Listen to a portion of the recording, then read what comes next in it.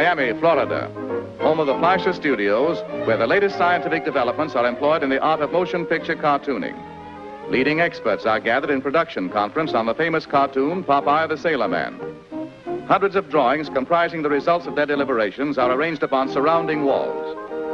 The pictures representing highlights in the story's development are shifted around as department heads plan or change details of production.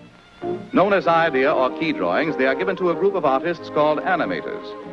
The animators further develop the idea by making additional sketches, each one of which bears a slight change in picture alignment and figure contour in order to depict a degree of progressed action. As there are hundreds of pictures to be animated, the routine drawings in between the key pictures are filled in by other artists who are called in-betweeners. If you've ever flipped the pages of a pad of pictures drawn in sequence, you have no doubt observed how the action creates the illusion of motion. From the in-betweeners, the pencil drawings pass on to the cartoon inkers. The inkers trace the sketches on squares of celluloid. For short, they are called cells. They provide the characters with an invisible support and facilitate their arrangement with other figures as well as backgrounds. The ink drawings are then filled in with color. At the stockroom counter, painters or fillers in replenish their ever-dwindling color supplies. Great care must be exercised by the paint mixers. As a large group of painters are currently working with the same colors, the shades that all are using must match perfectly. Any variance in color will be noticeable on the screen. In filling in the outlines, the figures are reversed as the paint is applied, so the cells, when placed before the camera to be photographed, will present a smooth, glossy surface with no suggestion of paint or brush lines. Now the characters must be provided with a fitting environment. In this department, settings are designed and decorated by artists whose work is just as important and perhaps more complicated than figure animation. It also entails a similar degree of repetition.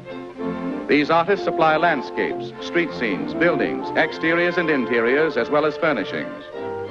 They must be adept at creating the illusions of wind-blown clouds, waving palm trees, rolling seas, moving vehicles, and other effects that suggest activity.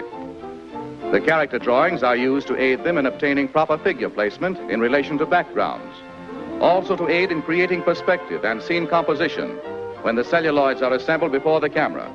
For instance, Popeye's girlfriend, Olive Oil, must appear in normal relation to her patio doorway. And it would never do to let Popeye miss the rug when he bends his painted knee in ardent admiration. Many cells or pictures are required to complete this action. Now the thousands of celluloids bearing figures and backgrounds go into the long routine photographic process. All departments of the studio are supervised by Max Fleischer, veteran cartoonist. In bringing the spinach-inspired seagoing strongman to the screen, he is known as Popeye's Filmland Papa. One at a time, each drawing is placed in a holder and a single exposure is made on film. Upon this new apparatus, actual scenes are constructed to convey the idea of depth and to permit the movement of backgrounds. For instance, many drawings of this bird must be photographed, each one with the wings and other lines of body contour in slightly changed positions. Also, with each exposure, the background is moved to create the illusion of flight. The process must be repeated many times with all characters and accessories that simulate motion. When it is realized that hundreds of sheets of celluloid, each bearing characters, properties, or scenic effects, must be superimposed one over the other so that figures will pass and repass each other in photographic action, thousands of exposures become necessary to complete the entire motion picture. The production of film cartoons is long on routine and heavy with detail and requires considerable special equipment. The groups of pictures for each exposure are held in place by chromium register pins, and the holder is adjusted to the camera by heavy iron arms that lock in mesh. Beginning with one sustained picture, note how this series of pictures flashed on the screen up to the rate of 24 per second speeds the action. The eye retains the image of one until another appears, creating the illusion of motion pictures. Finally, the picture goes into the cutting room, where the film is cut into scenes and edited. Voices are then recorded on the film, and department heads put Popeye through a preview.